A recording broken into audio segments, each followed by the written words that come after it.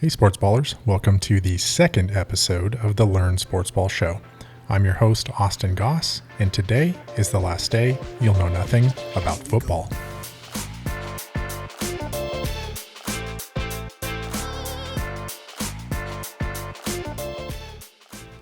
So as we get started today, I just want to put out a quick plug for my socials. This is a new space for me. I have not spent a ton of time in social media in the past, but as part of the Learn Sportsball brand and kind of what I'm trying to accomplish overall, I'm building in some more short form content in places like TikTok, Instagram, Facebook Reels, things like that. So if I could ask, if you are here and you have not engaged there, or you're not following me, or you're not keeping up with what's going on there, at Learn Sportsball, pretty simple. That's my social handle across all of these platforms, and you can find me pretty much anywhere there. I'll be putting out a lot of content on a more regular basis through there, while this still maintains as right now a weekly episodic show. So just a quick plug. I've been really enjoying getting into that, putting out a lot of content so far. Please continue to follow along there if you already are.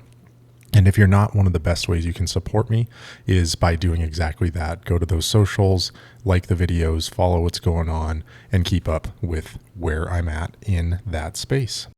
Secondarily, I do want to discuss what I thought was going to be the topic of our conversation this week, which was the Olympics. As I considered that topic, I realized that A, the Olympics are pretty close to wrapping up at this point. They've been going on for almost 2 weeks now. So the closing ceremonies are rapidly approaching. And B, there's just so many sports and games and things to understand about that, country dynamics, athletes that are involved, that it's really hard to look at that and say, wow, let's condense that all into one episode. And it seems like it's a little bit lower value at this point because we're already outside of the window in which there's relevance to that content. So just a couple quick shout outs or call outs that I would put out there.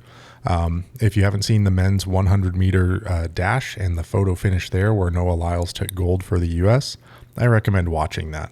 It was a pretty awesome race and pretty cool to see how he came from behind in that. Additionally, as we speak, ongoing is the men's 4x400 relay race in track and field. There's a young kid named Quincy Wilson who is 16 years old that just competed in his first Olympic race. The Americans did move on in their preliminary race there, so they're moving on to the next stage. I believe the finals for that event are tomorrow, assuming that the American team makes it there. But just an awesome story. This kid is 16, and he is the youngest male track and field athlete in U.S. history to compete in Olympic Games. So really would love to see some support for him, and just imagine what it would feel like to be a 16-year-old kid outrunning some of the, the literal best sprinters in the world. Pretty crazy to think about. Other shout outs include Simone Biles, basically cementing herself as the GOAT in this debate of women's gymnastics. Took home several additional medals, including some gold. So congratulations to her. And Katie Ledecky continued her dominance in bringing in more gold medals as well, too, and has kind of brought herself into that upper echelon tier of Olympic swimmers in U.S. history. Obviously, Michael Phelps, the most decorated Olympian of all time, is probably still at the top of that list, and I think will be hard to unseat by anyone. But Katie has had an awesome Olympic Games as well.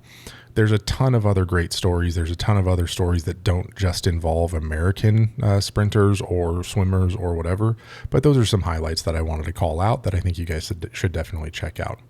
So if you were looking forward to an Olympics discussion today, I apologize. We're going to set that aside because today we want to spend time talking about what is upcoming and what is unfolding as we speak, and that is the start of the National Football League season. So as we dive into Football 101, the title of this week's episode, I want to start by level setting on a couple things. The first being I'm focusing on professional football right now, specifically the National Football League. And the reason for that is that these are guys that are competing at the highest level of this sport. And if you can understand some of the basics of how they approach the game, then you can apply those principles to any other level of the sport, college football, high school athletics, all the way down to even flag football. Like the things that we do at the highest levels can inform the way you should do things at the lower levels. So There are absolutely different rules, different structures to some of the other leagues, and some of the, like, especially as it's more amateur, like high school sports, college sports, those kinds of things. There are some nuances, but generally speaking, the stuff we're going to talk about will apply across the board in football. The other thing I wanted to walk us through is just kind of how these teams exist in the first place. I think before we dive into the rules of the game itself, it's important to understand why the league exists, how these teams operate, and kind of the mechanisms behind all of these players that are on the field, so that you have a broader understanding of just what it takes to even put a football team on a field to compete. So that's where we're going to start our discussion today. So the NFL is the gold standard for professional leagues right now in football. It's the one that everybody knows. It's the brand that's most prevalent, if you will. And it's really the league that's been around the longest and has withstood the test of time. The original NFL was not as big as it is today. In fact, there were two professional football leagues early on, the NFL and AFL, or American Football League. And both of those leagues existed in tandem for a short amount of time before merging and becoming really the NFL as it's known today. Now, there are other leagues that have existed. I think of like the Arena Football League, which is technically still a thing, but obviously far less popular because you've probably never heard of it if you're listening to this show. There's the Spring Football League, which has come and gone in several iterations before, the XFL. Like, there's a whole lot of different leagues that have tried to not necessarily mimic everything that professional NFL players do, but provide the same type of content. And ultimately, they just kind of fall by the wayside because the NFL is the gold standard for professional football. So when we look at it through that lens, it's the one that stood around the longest, and it's the one that will continue to exist as far as just the professional aspects of football go. So with that being said, we're going to talk about the NFL in a lot of detail today. The first thing I wanted to talk about is, again, how NFL teams are structured. They exist in this league that is called the National Football League. There's 32 teams that are spread across two conferences, the AFC and the NFC, meaning the American and National Football Conference. If you're noticing a pattern here in the naming, that's because they intentionally did that. So there's two different conferences. Within those conferences are four divisions, broken up into four sets of four teams. So essentially you will have like the AFC West, North, South, and East, and same thing in the NFC, West, North, South, and East. Every team is part of a division within a larger conference within the broader NFL. And so I think like when you think about like rivalries, when you think about teams that maybe don't necessarily, it's not like a dislike for each other necessarily, although sometimes it actually is that. But it's teams that play each other frequently. These teams in the same division play each other at least twice a year. And if there is more, like let's say the off season, like I shouldn't say off season, the postseason playoffs, which we'll get into that structure as well here briefly. They may see each other multiple times a year, and geographically they tend to be fairly close. So these are the teams that are going to play each other a lot. They're going to run into each other a lot, and they tend to just not like each other very much. So when you think about rivalries in sports, a lot of times it's formed around the geography of the team and where they're located, which division they play in, and which conference they're a part of. Now, as you zoom that lens in from the conference to the division to the individual team perspective, that's where I want to focus some time on the structure of an NFL team. How do these teams exist? Where do they come from? Well, the initial NFL was just a bunch of guys that started up some football teams that ended up being the kind of longer term teams. You think about a team like the Green Bay Packers, the Chicago Bears, teams like that have been around for a very long time. Even my own Arizona Cardinals, once upon a time, were a very original NFL team, although they were not in Arizona at the time that they were incepted. So there's a lot of teams that have been around for a very, very, very long time. Some of the teams are newer. I think of teams like the Houston Texans, the Carolina Panthers, the Jacksonville Jaguars. There are some teams that are more recent. And sometimes what will happen is the NFL will go through expansion phases. When the league decides to expand, it's based on a lot of research, a lot of data that suggests a new city, a new state maybe could support an NFL franchise, that there are enough fans in that area to make it sustainable, that there's enough talent in the league itself to make sure that all the teams are still competitive and that it's not like reducing the talent or the overall product of the league and making sure that it's still an entertaining thing for fans to be a part of. Because if you add too many teams, if you try to do too much, it just brings down the quality of the work overall, and the quality of the teams, and the quality level of the players that are on those teams. So all of that to be said, the current version of the NFL does have those 32 teams. We've been settled on that for a while now. There are potential discussions of expansion in the future, but for right now, we don't need to worry about it because nothing's imminent. So let's look at just one of those 32 teams, right? Let's look at it through the lens of, okay, we're at the conference level, we're at the division level, we've got these 4-team divisions. Okay, I understand that. What about these individual teams? So the way an NFL team is structured is there's a 53-man roster, and that roster is what is comprised of the players that are actually on the field when on any given Sunday. So by and large, when you are watching a game, that's the part of the franchise you're experiencing. However, there's a whole other side of this that does not just include the players. There's the coaches, there is the front office, there are the support staff, there are facilities workers, there are greenskeepers and groundskeepers. Like, there's so many people that are involved in putting on an NFL production every Sunday that I think we need to take a step back from the field and look at it through the lens of from the top down. So each one of these teams is owned by someone. It could be a group. It could be, in the case of like the Green Bay Packers, they're owned by the fans, which is a really interesting concept. But a lot of these teams are owned by a single owner, some person that has way more money than they need. And they have either purchased a franchise because of that money, or they've made their money in part because of the increase in franchise valuation over time that has happened in the NFL. So somebody owns the team, they pull the purse strings, they have the money, they're the ones that kind of have the ultimate say in things that go on within the organization because it's theirs. Then when you take a step down from that, you start talking about like the general manager. The general manager of a football team is responsible for a lot of the personnel decisions that exist when it comes to fielding a team. So as an example, a general manager will decide which players to draft, largely speaking.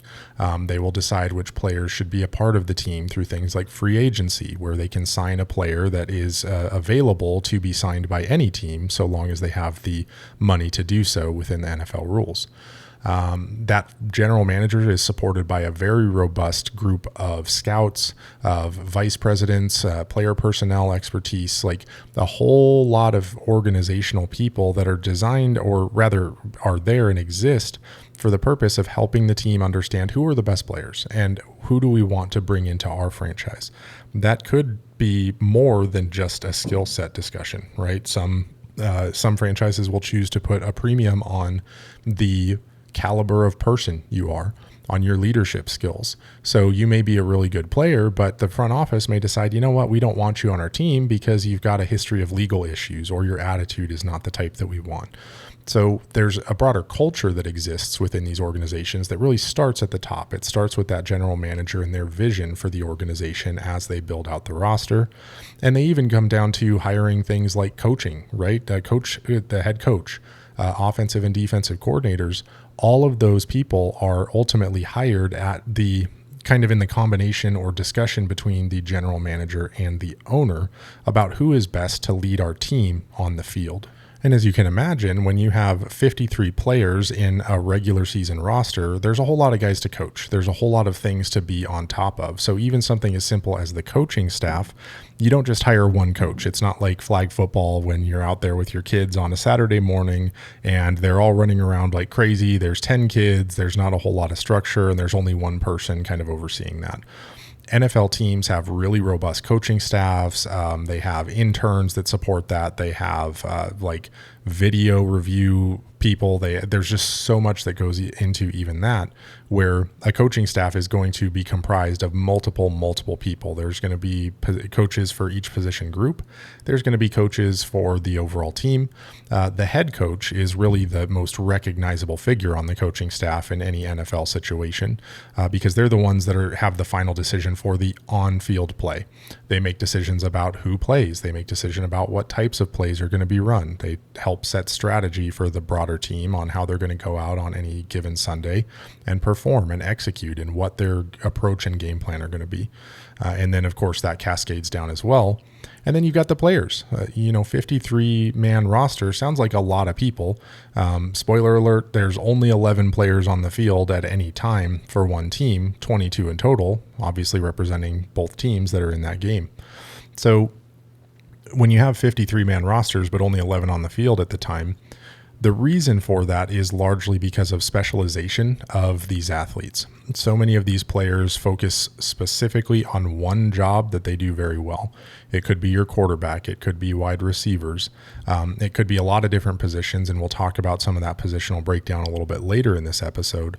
But the whole point being, these players have a very special and unique skill set that they usually apply to a certain position.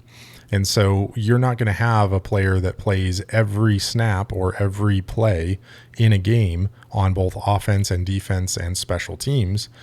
They're going to play specialized areas. So this 53-man roster is actually comprised of a lot of people that are really focused on one position. And so even if you look at it through the lens, and this is not perfect because there is some crossover, some players play on offense and special teams or on defense and special teams, but by and large, you already have 33 guys right there that will have a job on a Sunday, and then 20 other players that may be backups or rotational players or things like that.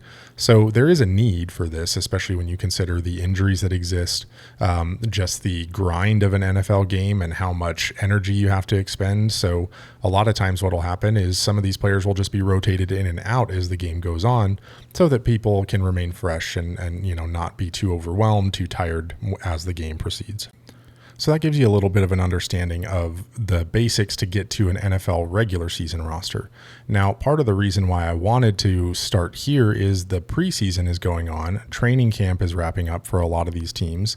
And there's a whole off season that exists in the NFL that people like me get really excited about because there's just so much fun and intrigue that surrounds the part of the NFL season that doesn't involve games. So we'll take a step back from the field for a moment and the players on the field to talk about how they got there in the first place. So if you rewind back to April, in April, the NFL teams conduct the NFL draft. And the draft is exactly what it sounds like. If you're familiar with any kind of drafting, it's the concept of, hey, we want you to play for our team. You're coming out of college and you're eligible to be drafted. We're going to go ahead and select you to be a part of our team. The NFL draft is comprised of 7 rounds. Each team theoretically starts with 1 pick in every round. Now, that's not always true. In fact, it's basically never happened that every team uses their own pick in every single round because you can do things like trade picks for other players. You can do a lot of different things to move these around. But for just understanding the structure, it's a 7-round draft. You have 32 picks per round, mostly, which represents the 32 teams in the NFL. And the draft order is decided by who was worst in the preceding years. So if your team has the number 1 overall pick in any given draft, well, that's because they were the worst team in the NFL the year before. It's designed to help boost the talent level of the worst teams in the league, but it's also designed to help. You can still find really good players later in these rounds. So if you're the best team in the NFL and you win the Super Bowl, you can still probably find a really good player to join your team at the end of the first round where you're slotted to pick. So a lot of these players are just college players, right? They're leaving college. They've been scouted their whole lives. They've been preparing for this moment. And NFL teams have spent millions of dollars on understanding who the best players are, who they might want to select, setting up strategies for how they get the players they want onto their team. So back in April, the NFL draft was conducted. All these teams added a bunch of players through the draft. Secondarily, there's a time frame referred to as free agency. And free agency is essentially every NFL player plays on a contract of some type. They have contracts with the team that vary in length. It could be 1 year, it could be 5 years. Depends on a lot of different things. But ultimately, sometimes these contracts expire. Maybe your team decides they don't want to re-sign you. Maybe you as a player decide you don't want to play for that team anymore when your contract ends. So you opt to just go into free agency, which means you're open for signing. Any team, if they have the salary cap space, which is a whole nother discussion about the financials of the NFL.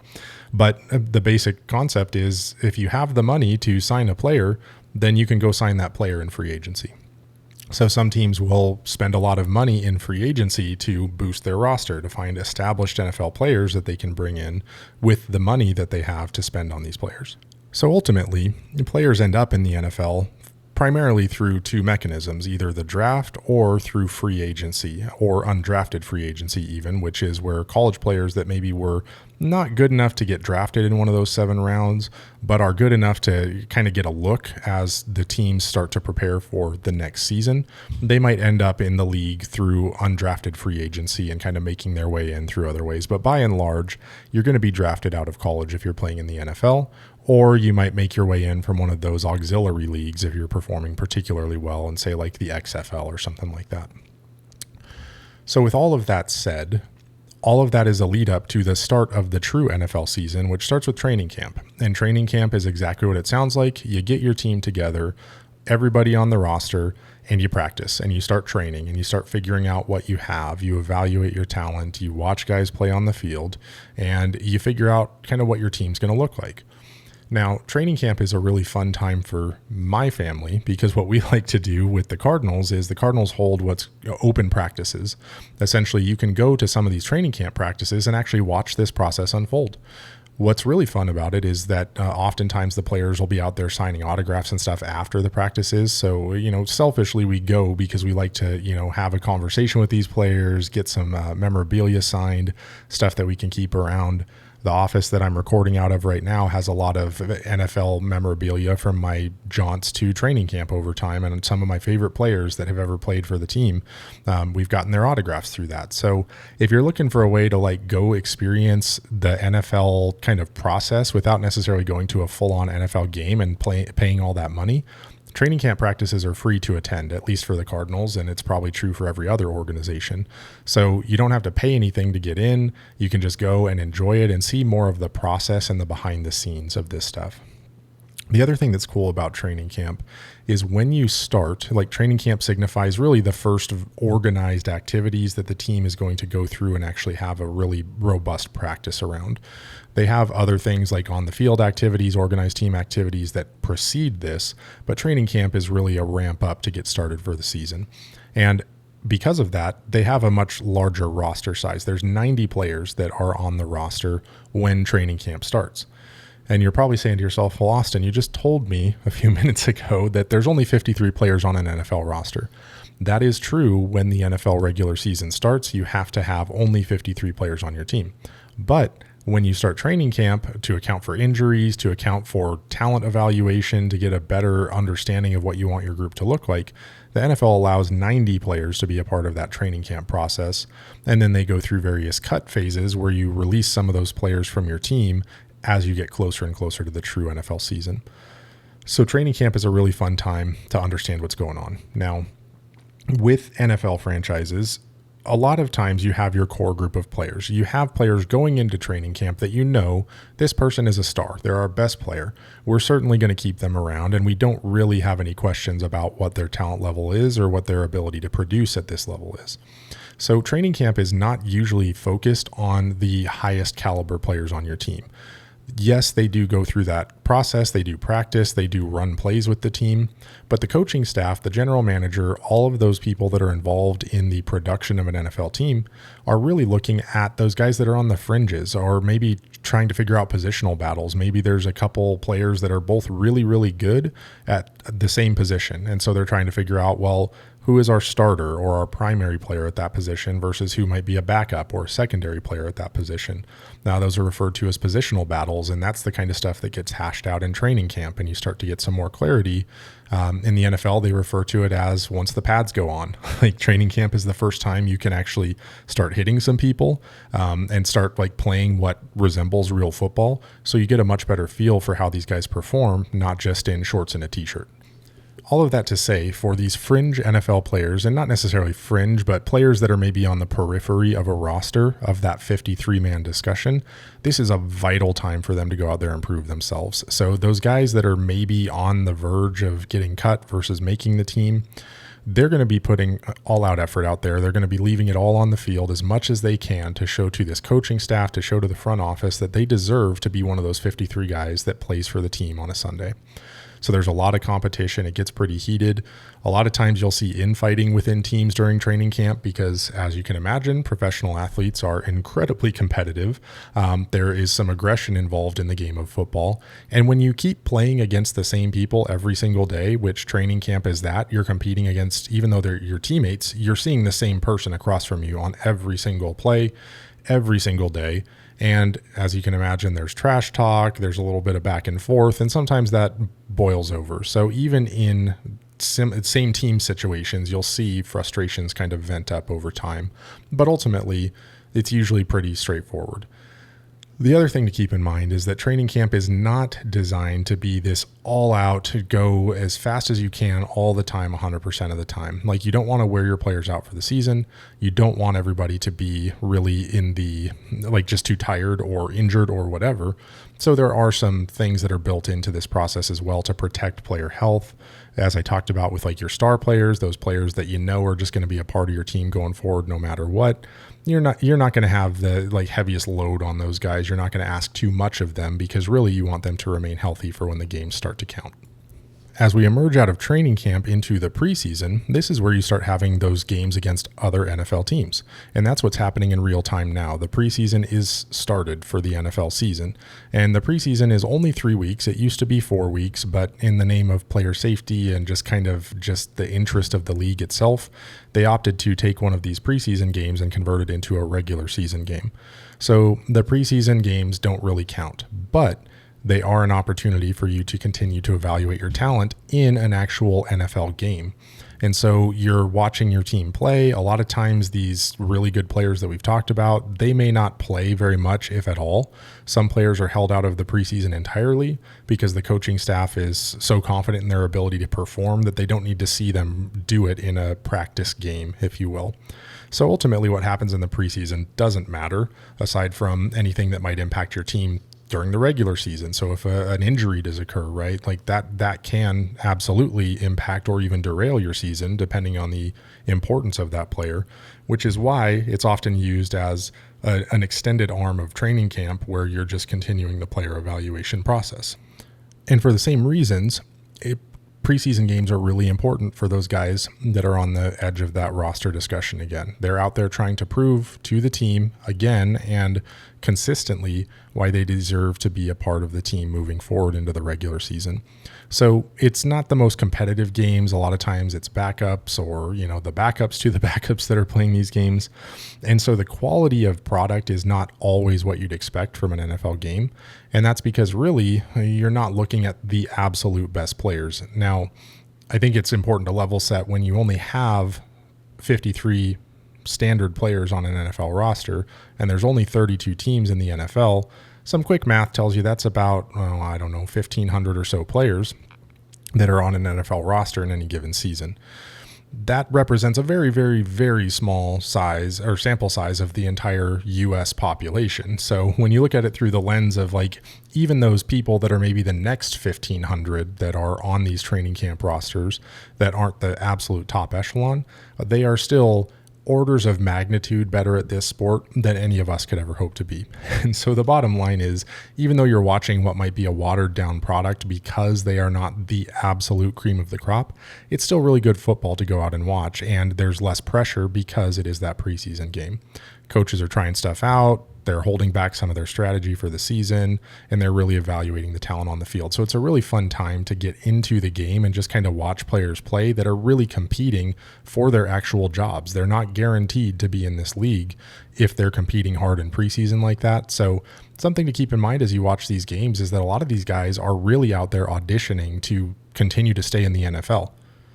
So after the games of the preseason are done, we emerge into the regular season. And the regular season is exactly what it sounds like. It's the season that counts. It's the regular games that the NFL has on its calendar.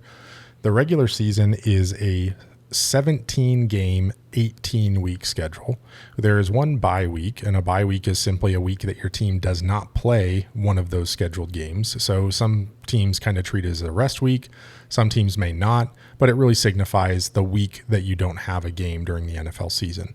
But of that 18-week season, you're playing 17 of those weeks.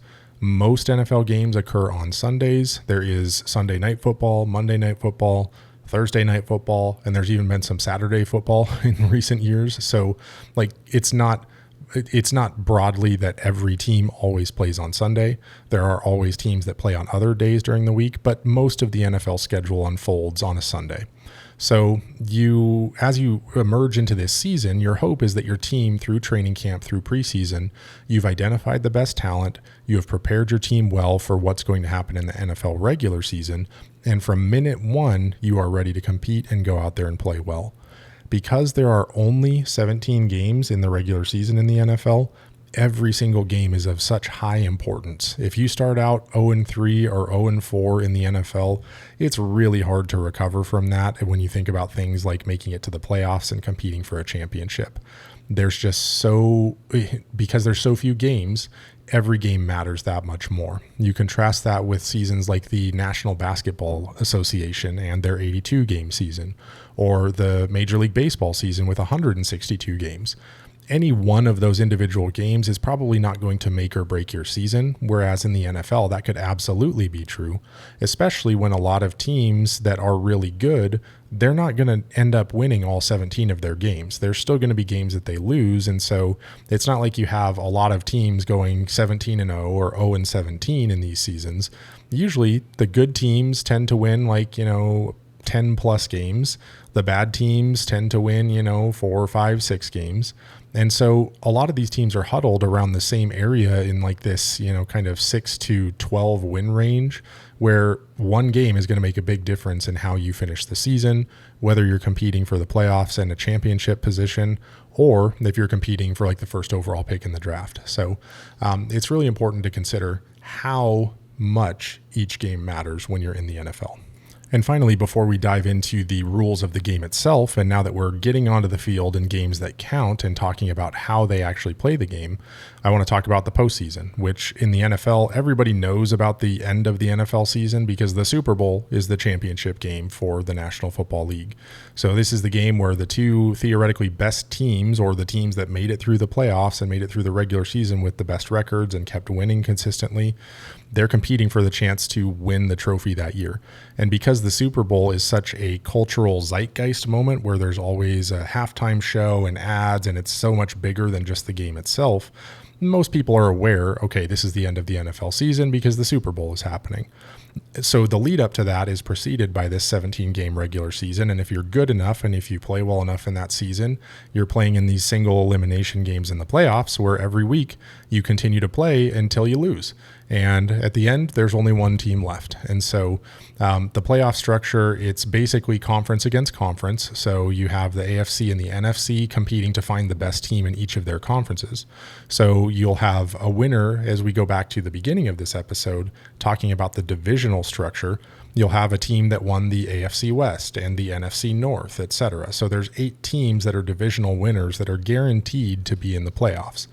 Then you have a couple wild card teams in each conference, and those wild card teams are making it in based off of the merits of their record. Even though they didn't win their division necessarily, they are getting in because they had a really good record or a strong team that supports them getting into the playoffs. And each conference kind of plays their way down to their own championship game, so that at the end of the year, you have one team from the AFC and one team from the NFC competing in that Super Bowl to determine the overall champion for the league. And that gives you a pretty good picture of what a basic NFL season looks like. It starts with the NFL draft. It moves into the free agency period, all of those designed to help build up the talent level within your team. Then you think about the training camp where these players are competing to make a roster, furthering that case once they get into the preseason, and then ultimately being part of that NFL 53-man roster week over week and getting through the regular season, hopefully into the postseason where your team can go and compete for a championship and really become the best team in the NFL for a year. So all of that is the goal. At the end of the day, this is what all of these teams are competing for. So I think it's relevant at this point to start talking about how the game is actually played so that these teams can go and compete for these goals. So here we are. It is week 1 of the regular season in this hypothetical scenario, and your team is about to take the field. What do you need to know to actually play the game or watch the game in the case of your average sports ball fan? There's 4 15-minute quarters. So it's a 60-minute game, although it takes a lot longer than that when you build in things like penalties, timeouts, TV breaks, halftime. There's a whole lot of stuff that happens in between all of this that doesn't make a 60-minute game only take 60 minutes. It's not nonstop action. In fact, it's frequent stop action in the NFL. But the actual game time or time on the clock for each quarter is 15 minutes. So you have 60 minutes of play time. If at the end of the game it's tied at the end of that 15-minute or that fourth 15-minute period, if you happen to have the same score, then you'll go into another 15-minute period, and that is overtime, as it's commonly referred to. So that'll be reserved for those games where a tie exists. And if you're still tied at the end of overtime, you can actually have a tie in the NFL. It's not very frequent. It does happen sometimes maybe once a year or so, but it is something that comes up. So the game itself, 4 15-minute quarters, and if necessary, a 15-minute overtime period. The field itself is broken up into segments. It's 100 yards long with 2 end zones at the end of those 100 yards. So the main playing field is 100 yards from end to end. And then at the end of those is those end zones where you can actually score your touchdowns. That's where points come from, or where they start to emerge is if you can get across that goal line, which goal line is one of those football buzz terms that just means the front of the end zone, basically the first point at which you would score a point if you cross that. So the end zones are at the end of each field, hence the reason they're called end zones. As you step out of the end zone, there's a 20-yard window on each side of the field. So within 20 yards on either side of the end zone at either end of the field is what's called the red zone. So red zone is another football term that you'll want to know. Red zone is specifically an area of the field 20 yards or less to your end zone. And all that really means is you're in an area that it's very likely you're going to score points, whether it's a field goal, whether it's a touchdown. You're close enough to scoring that you can say with a higher degree of confidence that you're probably going to score points on any given possession if you make it into the red zone. Again, that's not always true, but if you consider the field being 100 yards long, and let's say you start with the ball 90 yards away from that end zone, well, it's less likely you're going to score points on that possession than if you're in the red zone already and maybe you're only 10 yards away from scoring. It's just a distance discussion. Football itself is broken down into down and distance when it comes to actually progressing up and down the field. So let's take a step back and just talk about the ball is in the offense's hand. You have offense and defense in standard NFL plays. The offense is the team with the ball. They're the ones trying to move the ball down the field to go score their points. And clearly the defense is trying to stop them from doing that on the other side. So let's say you're on offense, you have the ball, and you're at your own 20-yard line. When I say own 20-yard line, that means you are 80 yards away from the end zone you're trying to score in. So you have to go 80 yards to go score points. If you're on the defense's 20-yard line, that means you only have 20 yards to go because you're on the other side of the field. So you'll hear references to they're on their own 30 or they're on the defense's 10-yard line or whatever. Those are all references to the position on the field, and everything in football is measured by down and distance. So what do I mean when I say down and distance? Here's another term that you might want to understand or do need to understand to track what's going on. You don't get endless opportunities as an offense to go score points. You're given a set number of plays that you can run, and you're given a certain amount of yardage that you have to go. When you first receive the ball, almost exclusively, you will start in what's called 1st and 10. It is first down, meaning it's the first play or the first attempt you have to move the ball forward, and 10 being the reference to the yardage you have to go. So you have to gain 10 additional yards in the next 4 downs. Downs are plays, essentially. It's the easiest way to kind of think about that. Each individual play represents a down on the football field. So if it's first down and 10, it's your first attempt and you have to go 10 yards. Let's say you get 3 yards, then your next play would be on 2nd and 7, and then you gain 5 yards, so you're now in 3rd and 2. You only have 4 downs to make that original 10 yards. If you don't go 10 yards in 4 downs, then the other team gets the ball. So the whole point of the game is moving the ball effectively down the field so that you can go score points. Obviously, the defense is trying to stop that, and there's a whole lot of strategy that we're not going to dive into, but that's the basics of moving the ball back and forth on the football field. Now, one of the things that I really enjoy when you talk about a game like football with people that have never played sports or maybe have never been into it, is that there's this frustration that exists around, like, let's say it's a low scoring game. And the commentary or the thought process is, well, why don't they just score points? Like, that's the point of the game. So why aren't they doing it? Well, again, let's take a step back and think about the lens of this product, that these are the highest paid professional athletes that exist in this sport in the world. They are the most, they're the most capable. They are the most mentally acute. They're the players that are literally the best at what they do. So if you're on a defense and you're in that position, you are the best at what you do at preventing the offense from scoring points. So you may find some sense of frustration in the fact that maybe it's a low scoring game and there's not a lot of excitement happening, but that is being driven by the level of talent on the field. And the opposite of that is also true. Sometimes a really talented offensive team will go and score a ton of points, and quickly a game can turn into a blowout because that defensive team is just outmatched by the firepower of the offense, if you will. So when you're watching a game, you're going to find all different spectrums of this when you view it through the lens of the talent on the field, the capabilities of that organization, the individual matchups between players at key positions. All of that plays into the effectiveness of a team in any given week. And the whole point of the coaching process is to prepare people to stop or enhance their own capabilities or stop the capabilities of the other team.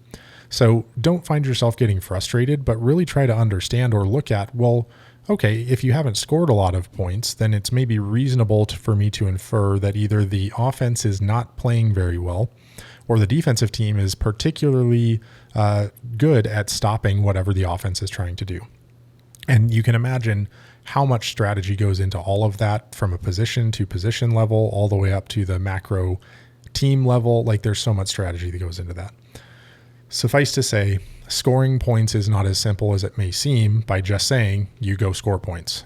A lot of things have to go right. A lot of things have to go wrong for the defense. There's just so much that plays into that.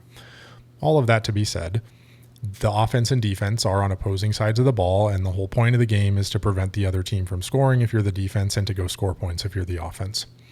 We have not touched yet on special teams, and this will lead into our scoring discussion as well, because you might be asking, okay, Austin, you tell me that scoring points is the most important thing in the game. How do you score points? We're getting there, I promise. But special teams are a reference to all of the plays that do not include the offense or defense. A special teams example would be having a field goal that you're kicking, or the kickoff, or punting the ball. All of those things are different areas where your offensive and defensive players are not necessarily the ones executing that play, but you have special teams players that are really specialized in that specific area of the game. So I referenced field goal kicks. One of the ways you score points in a pretty standard manner in the NFL is, or in football in general, is by kicking field goals. Field goals are worth 3 points, and all you have to do is kick the ball through that big, shiny, yellow upright goalpost at the end of the end zone. So these goalposts are positioned outside of the field of play, right at the back of the end zone, and your field goal kicker's job is to go out there and kick the ball through those uprights. Sometimes that's easier. Maybe you're only 20 yards away from that field goal kick, and so it's a very easy kick to make. Sometimes it might be a 50 or 60 yard kick that you're attempting. There are instances in NFL history where kicks have been made from 60 plus yards away from that field goal, which is exceedingly difficult to do. Like, I just challenge you to go stand 60 yards away from anything and then imagine that a field goal was just kicked that amount of distance. Like, that somebody can kick a football that far and that accurately to score points is pretty mind-blowing. But that's one of the standard ways you score points. If you successfully make that field goal, you get 3 points. If you miss it, you get 0 points. So there is a risk-reward aspect to that. Touchdowns are the most common way to score points in the NFL, and that's simply accomplished by crossing, you guessed it, the goal line that we talked about earlier to get into the end zone. Touchdowns are worth 6 points. After every touchdown is scored, the offense has an opportunity to either kick a shorter field goal, which is called a PAT, or point after touchdown. That is only worth 1 point, but that adds an additional point to your touchdown score if that kick is successful. So generally speaking, you're actually going to get 7 points from a touchdown, 6 points for scoring the original touchdown, and another point for successfully converting the point after the touchdown. You also have the opportunity to try for a 2-point conversion. 2-point conversions are simply another offensive play. You get one shot, and that play, if you successfully convert immediately after scoring a touchdown, you will get 2 points instead of 1. That is a little bit more risky. Teams don't always, in fact, they don't usually do that. They're most likely just going to take the point after touchdown unless the score dictates it would be better for them strategically to try that. But that's not something that we need to discuss here and now. The only other mechanism for scoring points in the NFL that we have not talked about is a play called a safety. And a safety is not that difficult to explain, but kind of hard to understand until you see it happen. Essentially, a safety is when you, as the offensive team, get tackled or stopped inside your own end zone.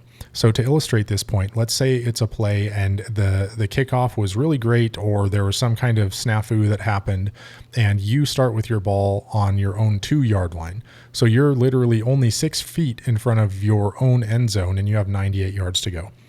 And you drop back for a pass, or maybe you turn around to hand the ball off to your running back to gain some yards, and they get tackled for a loss or stopped behind the original line of scrimmage where the play starts.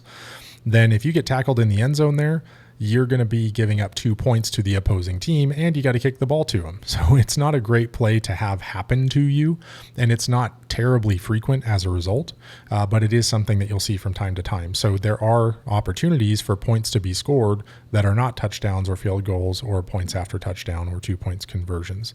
Those safeties are also worth 2 points if they occur, but again, fairly rare and not something you need to dive into too much right now. But those are the basics of scoring. That's how you actually score points in the NFL. You move the ball up and down the field, and you score points based on your effectiveness in doing so. Something we haven't touched on yet, which I think we need to spend a little bit of time with, is turnovers and penalties. So as we mentioned, the defense, their whole goal is to stop the offense from doing what they want to do, right? And when you look at that through the lens of the offense, let's say they're throwing the ball. So the play starts, quarterback gets the ball, and he's throwing it to one of the receivers that he has on the team, the receiver being a pass catcher that's out there eligible to receive a pass from the quarterback. The defense can catch that pass too. If the defense is in the right position, or if they understand the play well enough to anticipate what's happening, they can simply go catch the ball themselves and then run the opposite direction to score a touchdown for their team in an ideal scenario. That's referred to as a turnover, when the ball changes hands from one team to the other. And that can happen multiple times in the same play. That can happen once in a game. That could happen not at all in a game, depending on how effectively teams are executing what they're trying to do. So that's what I referred to, where a pass is caught by the other team is referred to as an interception. Pretty self-explanatory term. You intercepted the pass that was intended for somebody else, and now your team has the ball. Similarly, there are things called fumbles, where the offense has the ball, but they drop it. Like they're running with it, and then either a defensive player knocks it out of their hands, or they just screw up and drop it randomly. There's lots of different ways a fumble can occur, but that's another opportunity for a turnover if the defense picks up that ball and either runs with it or successfully recovers that fumble once it happens. So there's other ways that a turnover could happen, but essentially you're talking about the change of possession from one offense to another, from one team to another, where suddenly you were on offense and now you have to play defense because your team screwed up in some way, is basically the premise. The other opportunity or conversation here is around penalties. And penalties are not unique to the NFL, but the way they're applied is different than you might think in a lot of sports, because what happens with penalties, they don't immediately result in points necessarily. Very often it's a yardage or down implication. So going back to our down and distance discussion, let's say it's first down and 10 yards to go. So you've got the ball on offense, it's 1st and 10, and you start your play. The quarterback gets the ball and he's dropping back for a pass. Let's say he wants to throw the ball 40 yards down the field, so he needs some time for his receivers to actually run out there to catch the ball and get that distance down the field that they need for the play to succeed. In that time, the defense is trying to stop him from doing that, as we've talked about many times. And let's say the defensive lineman, the guy that's closest to the ball, is getting past the offensive line, the big dude in front that's trying to block those players from getting to the quarterback. The offensive lineman cannot make the decision to grab the guy by his face mask and pull him down to the ground. That would be a breaking of the rules, and a penalty in any game, but especially in football, is simply you have run afoul of the rules and there are consequences for that.